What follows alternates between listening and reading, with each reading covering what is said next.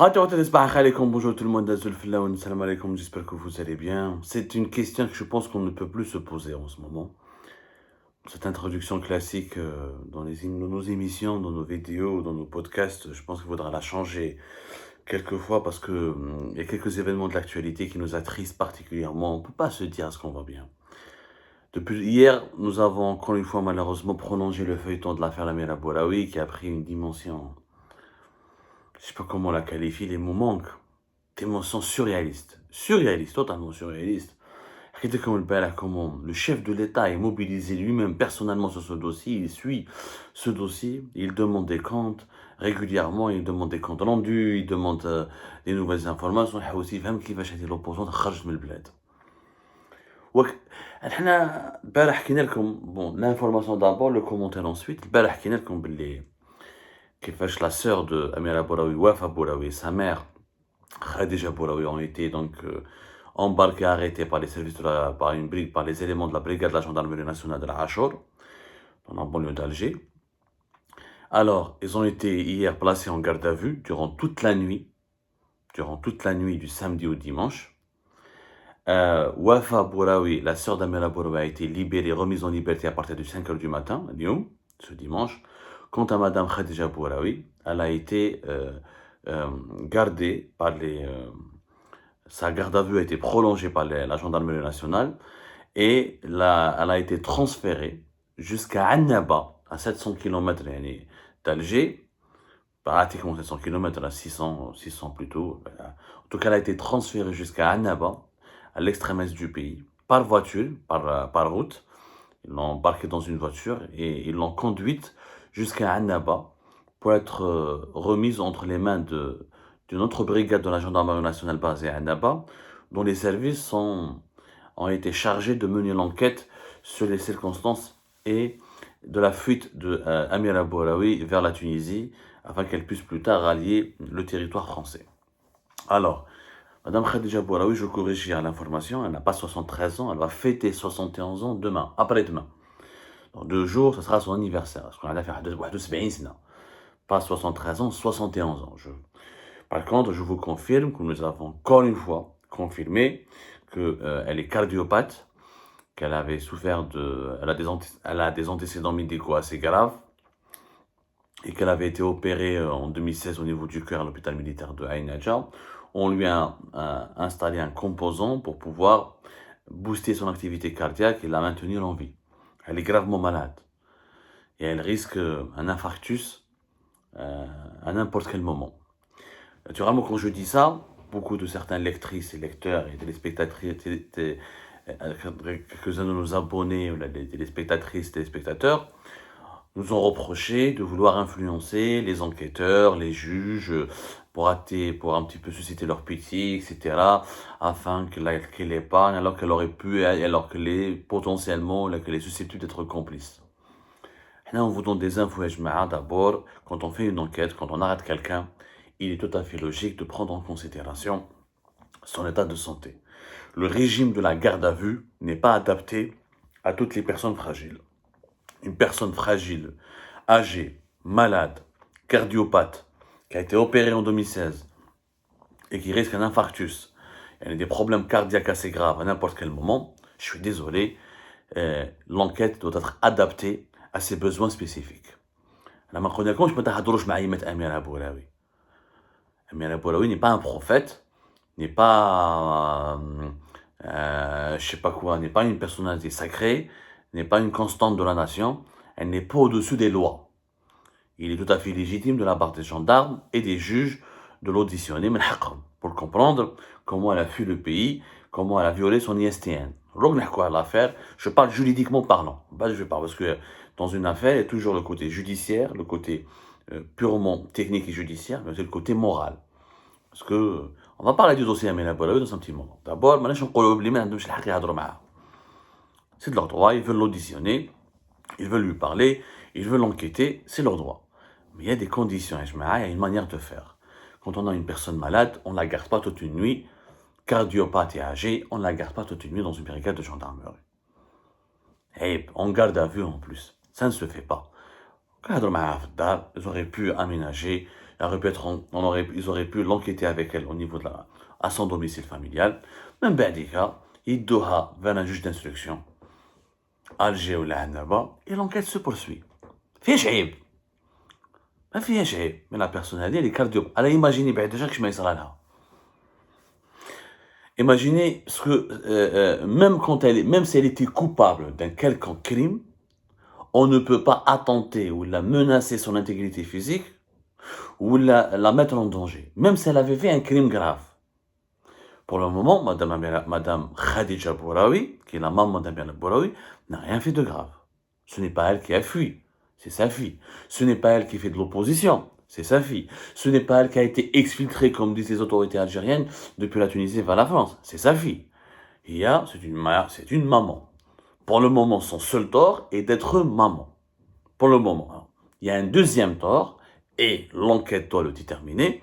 Les enquêteurs de la gendarmerie nationale, qui ont été chargés officiellement de réaliser, de comprendre les dessous de cette affaire et de présenter à la justice une enquête approfondie sur le pourquoi et du comment de la fuite d'Amir Bouraoui vers la Tunisie pour ensuite atterrir en France. Il soupçonne Madame Khadija Bouraoui d'être complice avec sa fille en lui fournissant son propre passeport. C'est ça le principal. Elle est suspectée de complicité parce qu'elle a fourni un passeport. Alors, Madame Khadija Bouraoui a expliqué déjà qui les agents de la police, des agents civils. Alors, nous on a dit que c'était la DGSN. On ne sait pas ce que c'est vraiment, c'était de la gendarmerie. Parce que même la gendarmerie nationale algérienne, ils ont leur propre renseignement généraux en civil. Mais moi, d'après mes informations, durant les 2 premières visites, entre guillemets, nocturnes et assez brutales des policiers, c'était des agents civils, c'était des policiers en civil, t'as les renseignements généraux. ما عليناش سقساوها elle les a répondu. قالت لهم انا ما عنديش باسبور تاعي je l'ai pas trouvé, j'ai fait une déclaration de perte, j'ai demandé à ma fille elle m'a dit que voilà le passeport تاعك, on l'a perdu. Elle était au courant de rien. Maintenant, il faudra prouver le contraire. Quand on dit qu'elle est complice avec sa fille, qu'elle lui a elle-même donné son passeport, il faudra prouver ce niveau, il faudra vraiment situer exactement ce niveau de complicité. Donc n'importe quelle mère, une fille vient la voir, sa propre fille, elle lui dit maman, donne-moi ton passeport, elle lui donnera son passeport. Sa fille. Donne-moi ton passeport, je vais le cacher. Le passeport, elle l'a caché.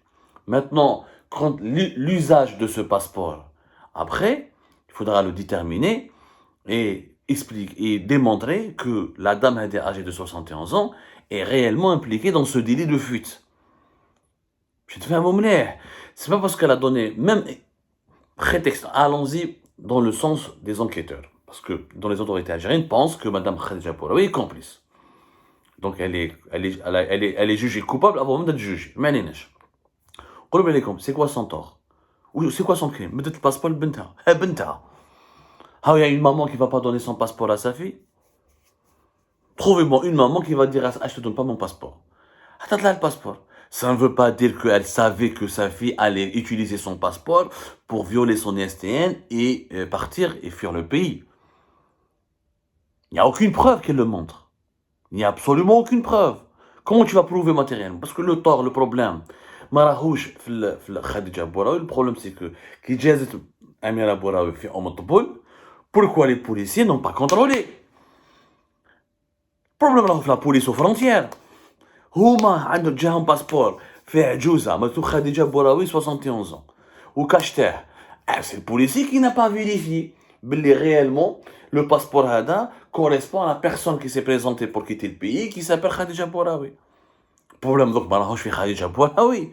On est en train d'inverser les rôles. Cette affaire depuis le début, les services de sécurité essayent de trouver des boucs émissaires et de s'acharner sur la famille de Amira Bouraoui pour se laver de toute responsabilité, pour essayer d'obtenir une certaine protection contre la colère, la grosse colère de Abdelmajid Tebboune. Abdelmajid Tebboune, depuis le début de l'affaire, il fulmine, dans une colère noire. Pour lui, Abdelmajid Tebboune, il pense que les services secrets étrangers ont organisé l'exfiltration d'Amira Bouraoui depuis Alger, ou Kharjouha par un réseau clandestin, ils ont trouvé l'argent et la logistique nécessaire, mais ils doivent la Tunisie, mais la Tunisie, mais ils doivent faire ça. Pour Abdelmajid Tebboune, il nage en plein complotisme. Pour Tebboune, c'est un complot dressé par des autorités étrangères avec la complicité d'agents locaux pour le déstabiliser, pour que les Amira Bouraoui vont l'utiliser en France comme le symbole légéré de la nouvelle opposition afin de saboter son deuxième mandat et afin d'inciter la rue algérienne à se révolter contre lui. Voilà où je vais Khmam Abdelmajid Tebboune. C'est-à-dire aucun de ses conseillers aurait pu faire preuve de bon sens, de rationalité et d'honnêteté en disant au président, Monsieur le Président, quand même, il faut quand même qu'on comprenne qu'il y a eu dans cette affaire une défaillance sécuritaire majeure. Comment une jeune femme de 46 ans peut sortir d'un pays avec un passeport d'une femme de 71 ans, sans que les policiers, la police aux frontières, ou la gendarme, ou les douaniers, ou je sais pas, sans aucun service de sécurité ne puissent s'en rendre compte? C'est ça la défaillance.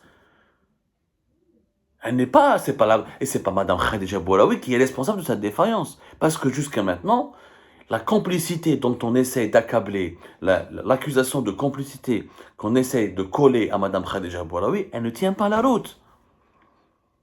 Madame Reda, 71 ans, بنتها قالت لها voilà le passeport تاعك. Bon, d'après la version que j'ai, moi, il y a eu une déclaration de perte de la part de Madame Khadija Bouraoui qui n'a pas retrouvé son passeport. Amira Bouraoui a subtilisé le passeport de sa mère, elle l'a utilisé pour tromper la vigilance des contrôleurs du poste frontalier au Moutboul et où harbet la Tunisie. C'est aussi bête que ça. Il n'y a pas de quoi faire une affaire d'État.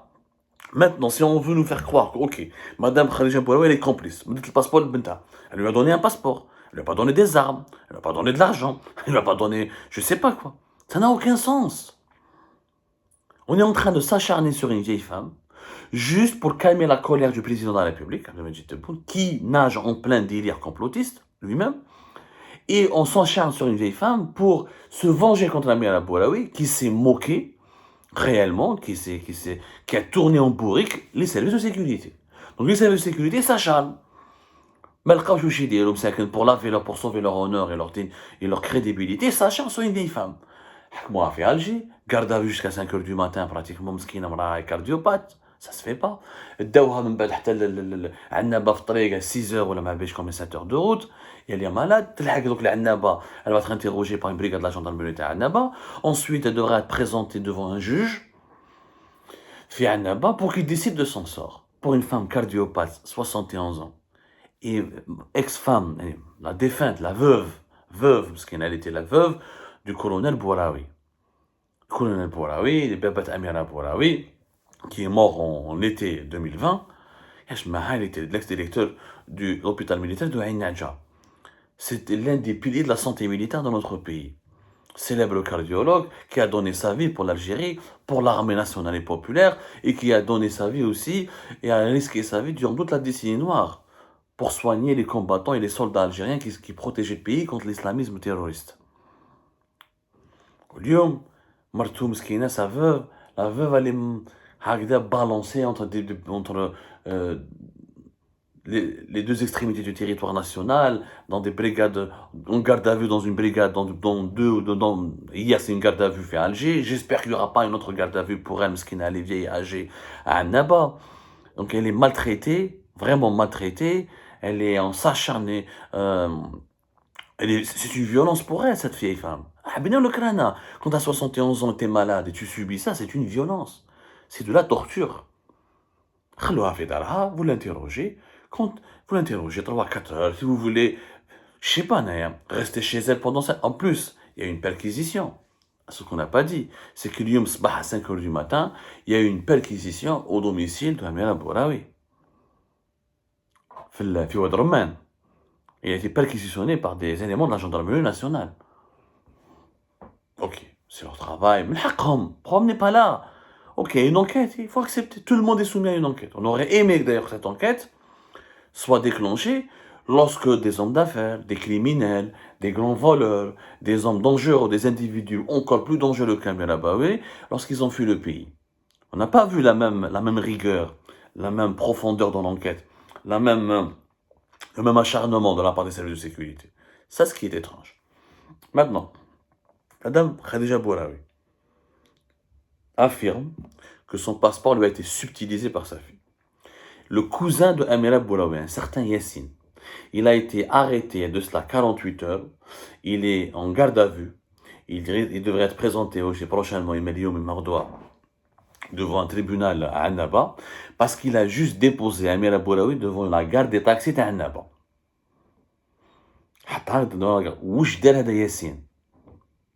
En quoi il écrit? Est-ce que c'est une forme de complicité de déposer juste Amira Bouraoui devant une gare de taxi? ما اداهاش لا فرونتيير، ما اداهاش بلعات ولا تبسه ولا ما اداهاش الام طبول، هو حطها devant la gare des taxis. وراه هذه الاولى. Deuxièmement, il se trouve, d'après nos informations, que Madame Khadija Bouraoui était à Annaba, effectivement, lorsque Amira Bouraoui avait pris la fuite. C'est-à-dire qu'elle était à Annaba, au niveau de la maison de ses grands-parents. Les grands-parents, et la Madame Khadija Bouraoui est originaire de Annaba. Donc elle était restée dans la maison des grands-parents, et Amira Bouraoui donc, a trompé la vigilance de sa maman, et elle a organisé sa fuite à Annaba, mais sans informer aucunement sa mère, puisque sa mère était restée au niveau de la maison des grands-parents. Bien sûr, les enquêteurs cherchent à savoir, est-ce que ce n'est pas un autre indice de complicité? Est-ce qu'il n'y a pas une possibilité que la maman de Khadija Bouraoui ait aidé sa fille à fuir le pays depuis Annaba? Les questions sont légitimes, mais les méthodes employées, elles sont dégueulasses. Parce qu'à la fin, qu'est-ce qu'on reproche à Amira Bouraoui? Est-ce qu'il y avait un mandat d'arrêt contre elle? Non. Est-ce qu'elle faisait l'objet d'un procès pour des délits dangereux? Non. Est-ce qu'elle était impliquée dans un trafic, dans un enrichissement illicite, détournement d'argent public, une affaire de corruption? Non. Amira Bouraoui était impliquée, jugée que pour des délits d'opinion, pour des publications sur Facebook, pour lesquelles d'ailleurs elle a fait un séjour provisoire en prison de 1 mois, voilà, plus exactement. Je corrige l'information, dans une de nos émissions de Naqonab, c'était 1 semaine, c'était 1 mois au cours de l'été 2020 à la prison de Koléa, entre juin et juillet 2020. Donc, pas de mandat d'arrêt, pas de mandat d'amener, pas de mandat de recherche, pas d'implication dans une affaire grave où on encourt 5 ans, ou plus de 5 ans de prison. علاش دونك اميره بوراوي درتو بها حكايه كبيره؟ انا نقولوا بلي عاونوها، يعني نقولوا بلي يماها عاونت بنتها elle n'a rien fait de mal jusqu'à preuve du contraire. Elle n'était pas impliquée dans une affaire qui menace la sécurité nationale ou l'ordre public. Elle n'est ni trafiquante de drogue, ni businessman, businesswoman, ni une voleuse d'argent public. Et donc, pourquoi faire tout un tintamarre? En réalité, tout ce branle-bas de combat est juste destiné à calmer la colère de Tebboune, qui se sent encore une fois humilié, blessé, parce qu'une opposante lui a filé entre les mains, et parce qu'on lui fait croire qu'il y a des services étrangers, avec des collaborateurs locaux, qui complotent contre son deuxième mandat. C'est du pur délire. Comment Amira Bouraoui peut arrêter le deuxième mandat? Comment Amira Bouraoui, si elle a utilisé le passeport de sa mère, et si son cousin il l'a déposé devant la gare des taxis. Donc, où est-ce les services étrangers? Il n'y a pas de services étrangers. La police, des frontières, ما عرفوش يخدموا خدمتهم وهربت. Ni plus ni moins. Il n'y a pas eu il n'y a pas de complot contre la sécurité nationale. C'est une femme qui a profité d'une défaillance majeure et qui a fui parce qu'elle avait peur pour sa sécurité, parce qu'elle se sentait persécutée et injustement maltraitée dans son propre pays. C'est ça l'histoire d'Amira Bouraoui. Elle ne mérite pas toute cette mobilisation générale, et cet harcèlement, et cette persécution dont est victime maintenant une vieille femme âgée de 71 ans, cardiopathe et malade. J'espère que les autorités algériennes feront preuve de bon sens et arrêteront cette mascarade et vont clôturer cette enquête rapidement parce qu'il n'y a franchement rien à dire de plus et qui s'intéresseront aux véritables problèmes, ce sont les défaillances de nos services de sécurité. Ou c'est tout. Violer une ISTN, ça n'a jamais été un grave crime. Une ISTN qui d'ailleurs n'a jamais été notifiée par la justice, qui n'était pas légale en soi. Donc on est en train de faire un scandale d'État en se basant sur des données qui relèvent tout simplement, qui reflètent en tout cas des pratiques illégales et immorales. Cette affaire restera dans les annales de la justice algérienne et elle restera en tout cas dans les annales plutôt de l'injustice qui accable profondément notre chère Algérie.